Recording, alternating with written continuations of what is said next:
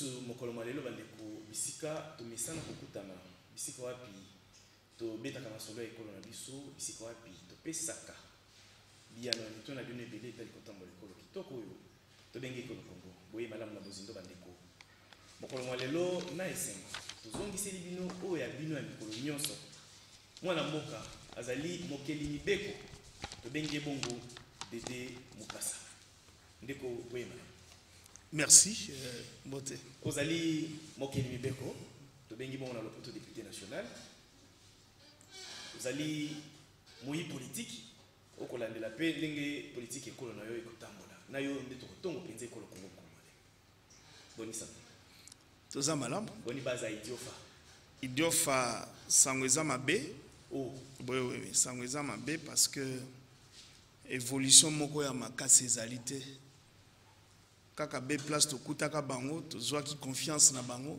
be kaka place pe bazali eloko moko ya solo ebakisami ezalité donc pas ezali na kati ya idiofa pas idiofa normalement idiofa ekozala na pas tindi ko ngai na komona ebele ya bana ya grand bandundu dans l'ensemble oyo bazalaki élevé na rang ba ministre bazali na kati ya institution minini idiofa eko kozala ndenge ezali lote pas na milelo continue kozala ndenge tili. Oui, c'est ça le problème. Ceux qui battent mutu ministre battent pour na mboka na été. Les ministres consciencieux. Ceux qui battent au ministre ezalité que pour que nous bongisa kaka idiofa non. Et puis que bongisa idiofa ko dépendre na makasi ya programme national. Oyo pour ezalaka jamais programme sectoriel. Programme sectoriel ezali territoire nego sala yango ou bien province ko sala selon ba territoire selon ba ville nango. Mais à niveau national. Ce que mon mutu a privilégié pas naïe, c'est pas un bon citoyen. Mabé makasi. Parce que il faut dans l'ensemble. Ce qu'on a amélioré ma université, Congo il y a 3 universités d'État autoyebi, et ça université à Kisangani, université à Lubumbashi, université à Kinshasa. Quand tu vois un bon ministre qui a fait des actions dans le domaine d'enseignement, c'est qu'il a travaillé pour ces 3 universités. Mais ce qu'on a sur les 3 universités, ça les logotés. Ce qu'on a fait au niveau de santé, tous les hôpitaux, d'abord hôpital général, hôpital de référence, centre, tout ça. Ce qu'on a fait biloko ane bongi, yebake asali musala malam. Mais ce qu'on a asali polyclinique na ye moko boye kuna bakisi ya kitoko tout ça, ça n'a rien à voir avec responsabilité patriotique ya muto asali musala. Donc, il y a un lobby qui est idiot d'une manière générale. Moi, pas ces alliés parce que au to bongisaki, to kotsaki na programme ya liboso na budget ya liboso to salaki et rataki moi mokena Covid, to likaki moi espoir que deuxième mot to sali et koleka. Dommage que deuxième vague et puis mobilisation ya mbongo wana et sali pe que mariage à cash na FCC Katani tu ko tozana ba 6 mois tozozela siko gouvernement mususu pour ça musala donc idiofa ezaka place oyo ba pesa biso responsabilité tout ça ina eloko malongate jusque là donc l'état c'est ina eloko malongate vous avez pensé un souci ya ekolo na makasi bon na tiki on a kokai ko sala individuellement pour na nga pona bana na ngai na base na zwa ki engagement ya ko sunga tant soit peu ya komona ta moi ba balabala muke moi ba pont muke s'améliorer komona ta niveau éducation komona ta ba formation encadrement ya ba jeune na ba centre na ba nini biloko nyonso wana en tant que député to poussa yango AJP za ko poussa na ba jeune pe ba komo tindika bato alors il faut pe ko bongisa moi mibeko ko yeba que c'est pas la merde eza liwate ko koma mukolo eza sanction ya mabete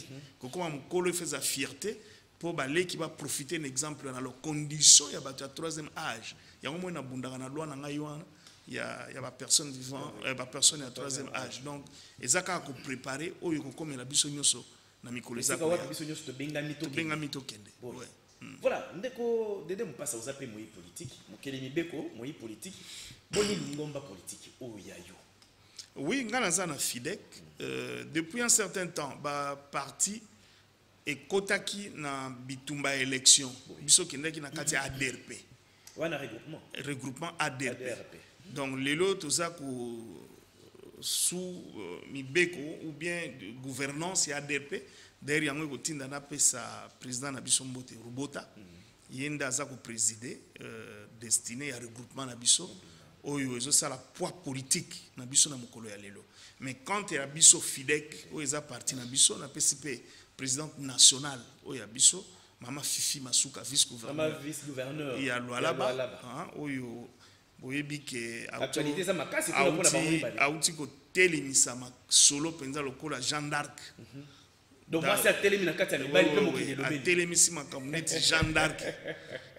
Alors toza ko pesa e chance makasi na oyo aza ko sala nzambe abatela e pesa ata oyo aza ko sala ya moko bato ba ko tongo ngo mwa mingi koma yo zali numéro 2 olingi oko isa numéro 1 nyoso wana ekolobisa mwa mingi ndeko de mpasa. Bon wana eza yete parce que wana eza grand frère na ye bokolo ba nyoso bokolo ba baza bato ya Lualaba bango mibale nga na yebi bango famille musala liboso basali na vie wana te mais na o etali l'état je pense que chacun doit répondre na oyo etali ce que botie na compte ya l'état na banzi de ce côté là boyana jugement moko ya mabe ko sala contre yete ce qui bonne marche ya mboka ezokende malamu te elle doit de tout congolais peut dénoncer dans ce cadre là. Mais tokoluka comme complice yango tokoluka ki kimia ezala vraiment que la population va bénéficier na musala oyo fait ça manakati ya Lualaba wana surtout connaître colonisé za poumon ce que une autre ya mutu tala poumon place ezali valeur ya poumon alors ba pèse responsabilité et loko ya bongo c'est que tout Congo est en train d'attendre production zo utakuna donc nzamba tia kimia na kati na bango et après ça et sagesse ya mingi akamba oyo za okamba déjà ADRP regroupement politique ici quoi bona boza ko vena lingomba politique na bino bozali na kati ya union sacrée. Oui, tozui engagement ya kolanda mokonzi ya mboka na geste na gouvernance ya sikati en place. C'est ça seulement qui ça veut dire. Très bien, union sacrée. Ouais, c'est ça. Et talibino union sacrée politique. Oui. Parce que na modèle bolobela kango comme si ezana bâtiment moko boye il faut to kenda ko sala ba réunion kuna na ebita adresse nango eza wapi. Na mituna ka mikonyo. Ezali engagement politique et puis ezali respect ya kolanda vouloir na ba idée na comme c'est lui le grand élu représentatif qui doit répondre d'une manière ou d'une autre où la constitution demande d'être le garant. Il y a bonne marche, il y a vie, il y a ba congolais. Toyoki parce que il faut tokene nango tina suka. Très bien. Mikolo mileka ki mwa bulu yekeza ki nekolo Congo. Ilunkamba kokoya te bino bakeli mibeko na nzela na bino bo retirer ye confiance. Na gouvernement na mobimba. Faut tolo ba makambo ndengesa. Bo retirer confiance parce que ya azali émanation na bino. Bino boko représenter biso ba peuple. Wabino tata na maeto biso to reprocher yo o koki ko sa la peuple na biso te biso ba to investissa ki yo to retirer confiance wa. Ah to koloba premier ministre Sika azali. Ayebani déjà. Mwana mboka Jean-Michel Samakonde. To ba ki s'appelle Kwenge. Parcours na yeto yebi. Tango yo kotala parcours ya ndeko oyo otali na tango oyo tata mokonzi ya ekolo alobaki a perdaki déjà 2 ans na mikakatano komena na kati ya lisanga bazalaki na ona FCC to ça neti atika na 2 ans parce que 2 ans ndako ça la une année kotika les bazala poto pour misa maponomi ya sika ndeko sama na gouvernement na yi est-ce que bazali ko répondre profil na yi ko pesa ba espoir que na ngonga muke etikali to ko mona misali salimi pe ekolo ko et ça neti ko tombo. Bon, pour na mutu nanu na ndenge na yebeli vraiment c'est monsieur respectueux. Wana isa ba vertu moko déjà ya bonne éducation. Zana respect na mikolo, respect na milieu vandaka, ayebi ko tia mutu na mutu nesika na ye parce que ça bateau to yebani. Omoni to yebani occasion pour moi d'ailleurs de remercier le chef de l'État na choix na ye et puis ko féliciter ye, ko encourager, ko garantir ye vraiment accompagnement na biso. La Monique Azali, l'une des personnalités, Oyo Bakoki, effectivement, Kouchaïna et Sikawana. Alors, mais pour un choix naïe directement, moi en tant que politique, je ne peux commenter mingité parce que critère ya koponaye et tikalika kana kati ya motema ya mokonzi yemoko. Donc, confiance au biso topesi mokonzi. Na ba définir ce to tcheli yango na mutu na maboko na mapeka. Je pense s'il estime que le chauffeur qui doit conduire ces véhicules est celui-là, nous devons faire confiance. Très bien. Ouais. Confiance. Muto yo yebi malamu, reconnaître ba vertu na kati na ye. Tomoni balongoli papa te tolo ba pona ye ezali ko la koko na ye. Ndeko ilunkamba elingi akoti na fraîcheur nyonso. Ndeko ebisa biso nanu na ngonga oyo. Soki ezalaki que choix ya tata mokonzi ya école Félix Antoine Tshisekedi Tshilombo ekoyaki na Dédé Moupassa. Ebi yonde formateur ya gouvernement. Ndeko ba axe prioritaire. Na kotala ngonga parce que ezali gouvernement ya mission ko courir pe na ngonga etikali. Nini sengeli esimbama po ete makambo ebetama malamu. Na base mokonzi a prévoir nyonso wana mais olobi soki ezalaka ngai donc voilà. Ça veut dire que olingi koyeba quel est mon point de vue, quel est mon apport si jamais on me demande des conseils. Alors mais pour ngai d'abord le choix du premier ministre c'est une bonne chose. De procéder comme constitution Sengaki, il y a eu un informateur. Maintenant il y a un formateur premier ministre directement et il faut bande à consultation mais pour moi il faut déjà mise en place, il y a un programme modifié à président de la République. Parce que Mbela Nyon, c'est un programme. Katia programme de yango déterminé par axe oyo mon konzaza déterminé à réaliser. Tout au Congo est prioritaire. Mais mon konzi na savoir-faire na engagement politique oya zwaki ko banda campagne, ko banda engagement ya parti politique place ya outil. Parce que c'est un socio-démocrate. Voilà. Approche na yangoana. Donc, maintenant, pour couper sa population, d'abord la population, il faut redéfinir le cadre na nyo soana na katia iloko to bengi programme. Alors, bazui temps ya ko se concerter na premier ministre na ye, ya ko yeba que qu'est-ce qu'il y a parce que moni na concertation au président Saraki na benga kinini consultation ayamba ki ba dossier ebelé. Ba dossier yambaki peut ou ne pas kokende na modèle moko ki yaza ko kanisa gestion en boka. Ça peut aider maintenant de refaire programme d'action ya gouvernement ou ya ko tia en place. Mais ce qui ngana ko conseiller c'est vraiment dans ce cadre là qu'il faut commencer déjà ko bimisa programme wana. Si possible ko rendre en public au niveau ya équipe ya premier ministre parce que consultation nyonso ko sala, c'est vrai qu'il y a la poids politique, il y a la géopolitique, il y a la géolinguistique politique pour équilibre et en cannabis, mais à chaque attribut ou attribution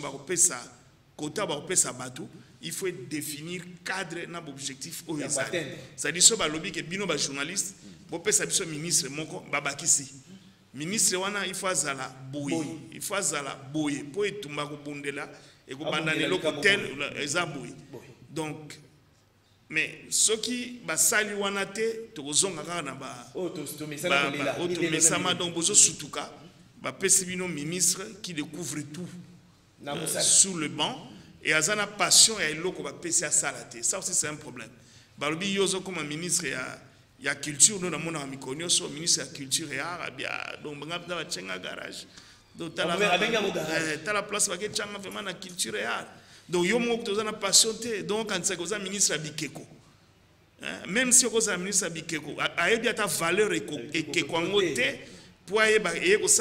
pour constituer un ministère mobimba voilà donc ce genre de choses là il faut déjà pré-définir pour qu'on puisse makasi na choix et que vous avez le choix judiciaire c'est-à-dire les délégués qui vont venir il y a na bolingwa et loko ba pesi pour muto sala ministre de l'agriculture donc quelqu'un qui aime le terrain il conçoit dans les bureaux 30 heures et 70 heures azana ba terrain libanda plateforme alors si possible na tunale ki nga sala agronomie tovanda na ndako atam kolomoko na monata baluki na sima na jardin ke lona fleur ou quoi rien du tout alors je me suis dit agronomie ngo kende ko sala ya ndenge nini personnel et de l'agronomie il est passé na vétérinaire mais parce que c'est des gens cadres netozo na lobano comme on a déjà na pratique na ye ni naza ko sala na pembeni na ye pour donner cette valeur là ou alors les bazo pesa il faut olinga et loko za ko sala donc ça c'est pour le gouvernement mais les grands axes oyo ngana komona d'abord c'est développement rural il faut tout bunda na développement rural. Dans le barami colonial, il faut matakutu vice primature. Vice premier ministre, vice primature, il y a développement rural et affaires coutumières. Et Zalabongo, développement rural et affaires coutumières. Pourquoi? Parce que 80% il y a espace, il y a Congo, et ça va vilté, et ça va village, va secteur, va territoire. C'est dans ces milieux ruraux là, Oyo, engagement développement rural et ça les maths. Le développement est où? Pas seulement pour le développement, mais déjà les actions, il y a majorité à la population, il y a la production même, et ça une véritable production. Voilà. Donc, ce qui te bon ici, on n'a pas tourisme et paysage, quand on a développement rural. Donc, le ministère, au côté de la tourisme, il y a culture, il y a infrastructure, vous voulez, et ainsi de suite. Et oui, au côté de la parce que ils ont dépendre de yango. Alors, même santé, parce que ce sont les hôpital, on a mais santé, éducation, toutes ces choses, donc il faut mettre vraiment dans le vice primature. Et au début, il y a des milliers de ruraux, on déplace le chef coutumier, Bazalaka. Donc, ça c'est un fait. Ça c'est un grand axe, vraiment pour Nangaï. Et là-bas, il faut mettre accent sur le curage, il y a la rivière. Battre accent, parce que tu as une source, un cours d'eau ébélé. Mais au même moment, tu as un cours d'eau ébélé, tu finis Nzambe. Mais tu as un lobby moyen de bimsa biloko. Exact. Mais Nzambe a lobby na pesi bino penza et balé na pesi bino balé bolobi boluka nzela ya kotia goudron. Au moment où mboka peut n'était pas na ngana bo na kati ya panu kasa izo le kawana. Donc OK ti na mapango mati malamoko za na ilebo. Ilebo wana kana ngai ko lia ko beta bo chika.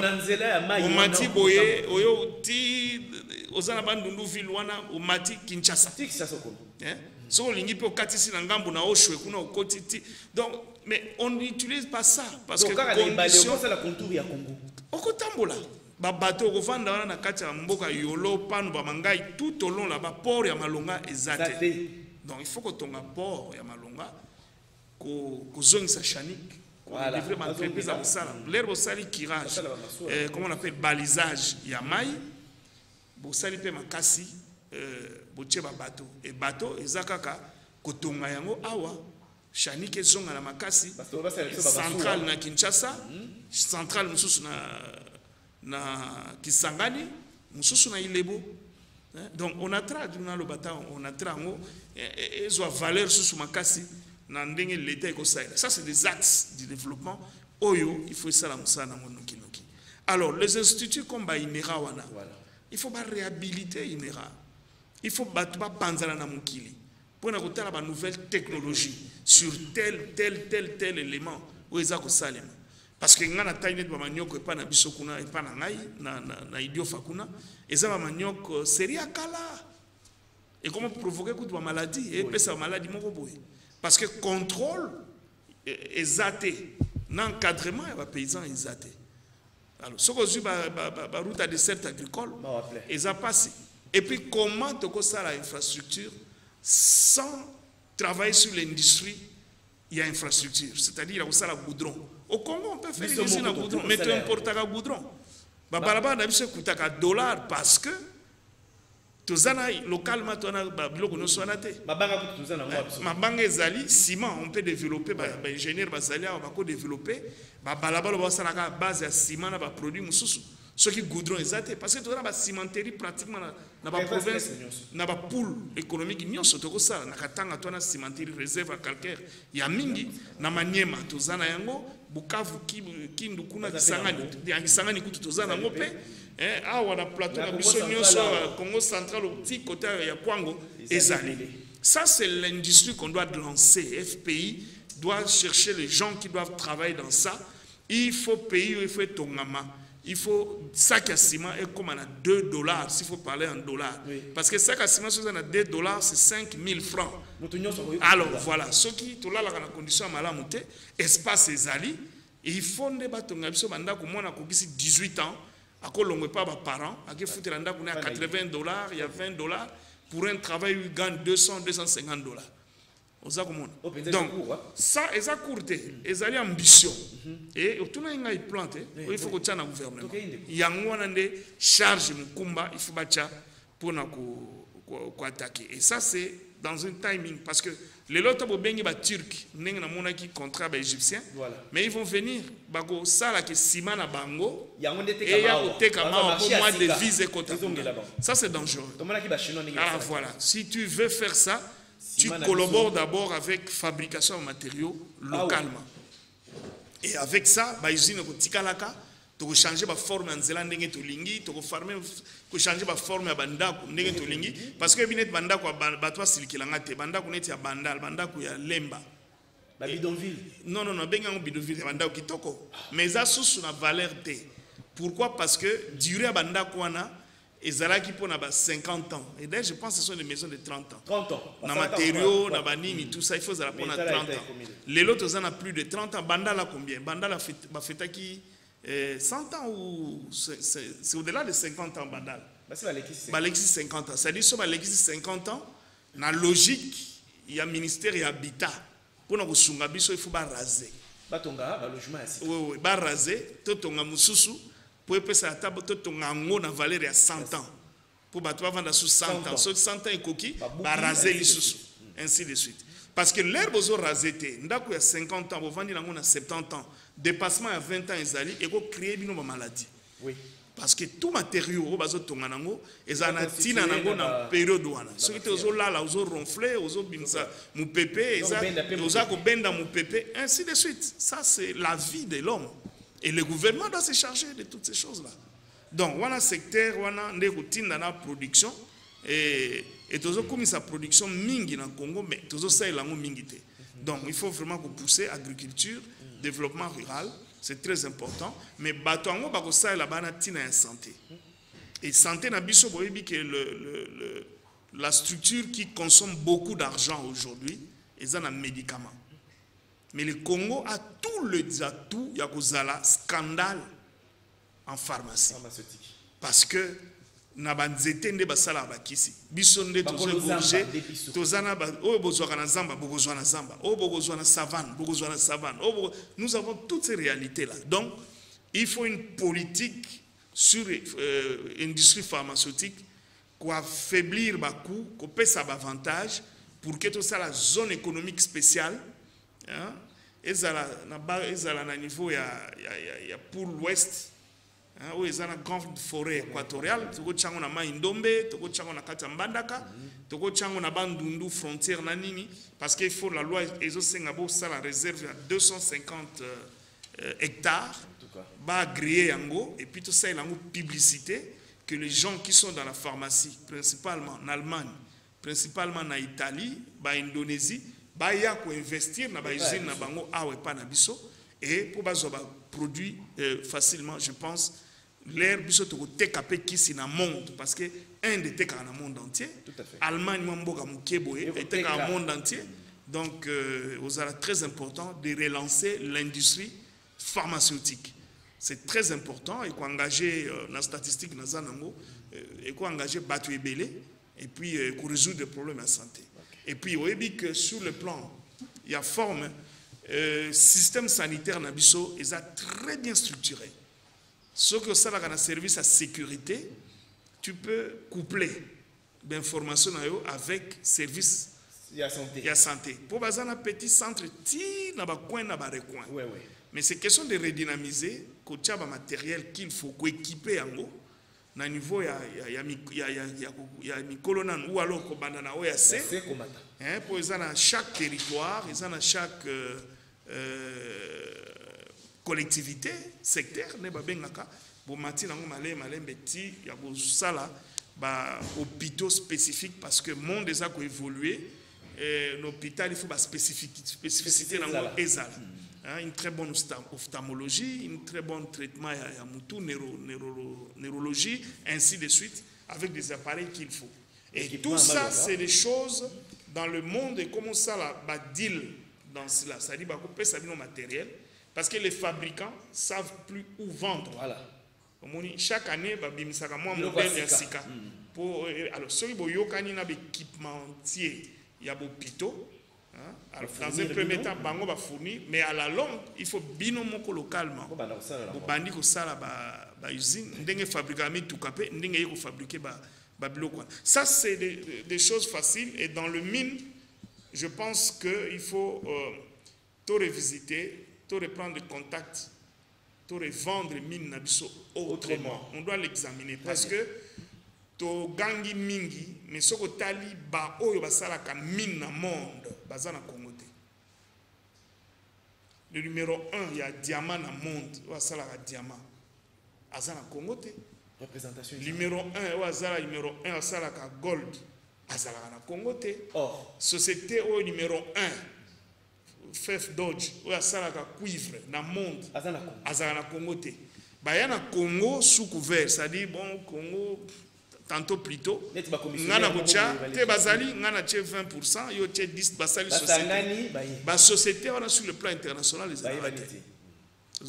mais tous on a besoin que ba filiale internationale wana ya et vendre na ba condition ya Congo, ça veut dire bandimi plan na biso et nous devons retraiter et valoriser biloko nyonso wana pour permettre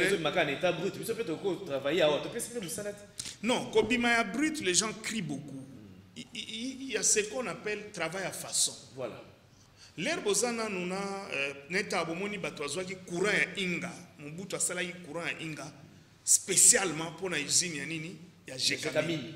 Yango courant etambola biso na mutu eleke kuna parce que mine ezalaka produit minier ba mabele il faut sangisa yango sur le plan chimique procédé monsieur ezalaka chimique. Et il faut chauffer à température moko na koni kozwate kana ta kosala mona koni na mafuta yango moni ke pelzete za ko kotsa mbongo belé kuna na katanga.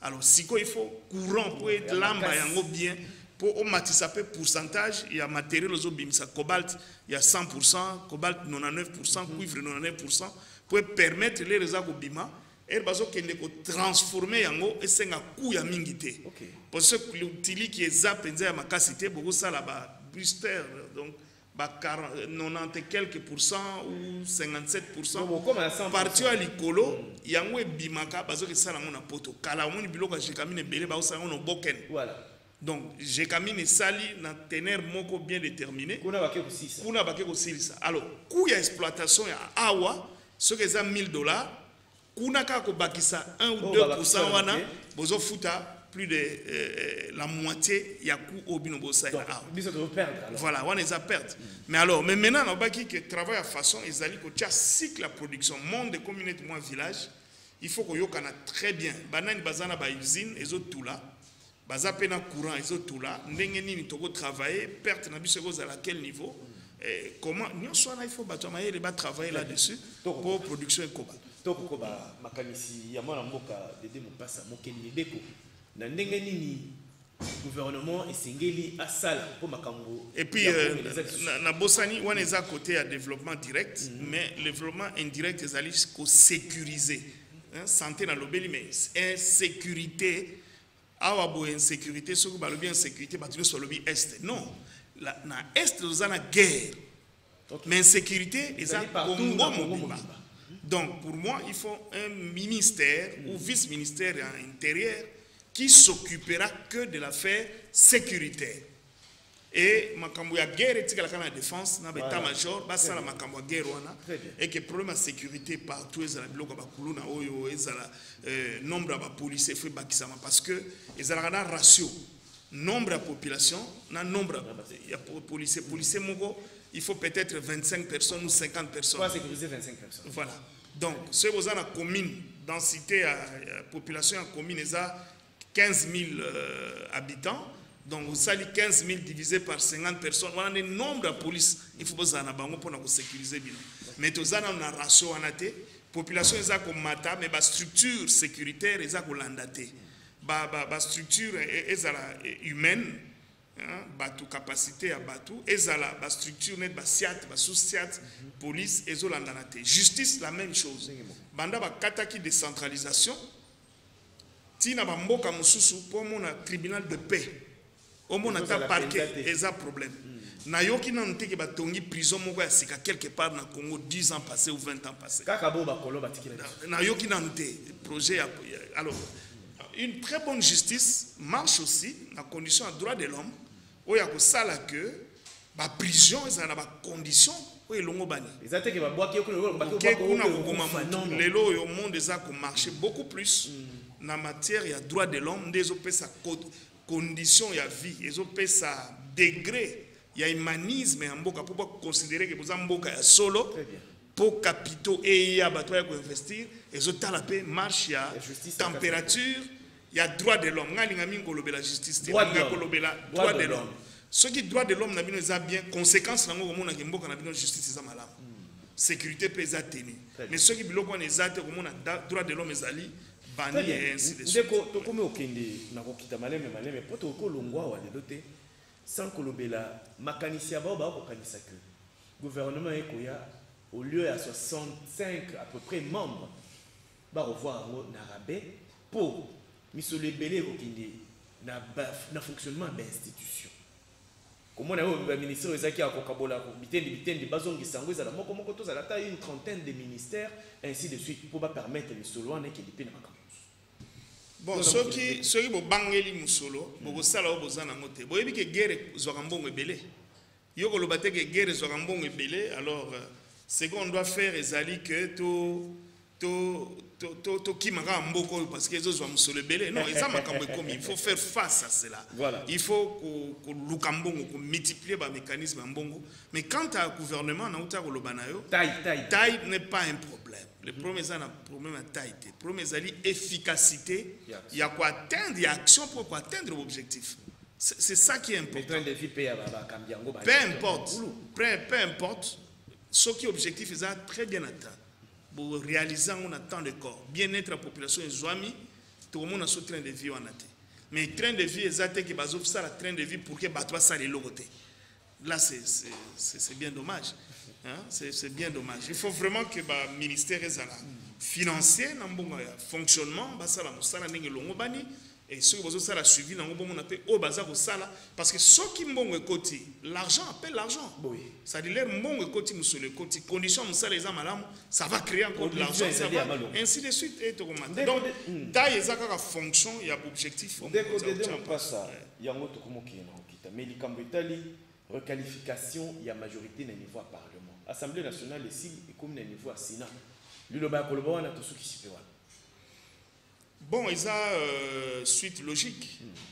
Il y a calcul politique, mathématique politique, arithmétique politique. Voilà. Voilà. Dans le cadre arithmétique politique, sinus n'a pas delta 1 plus delta YZ, sur le côté on a politique, n'est pas résultat. Tout à fait. Donc, les alliés logique mathématique politique, on ne peut pas arrêter. Canada est dans la province. Tout à fait. Dans la province. Et après, maintenant, on va voir ça en exercice. Il faut aussi que place à Kende, la souka yamada. Très bien.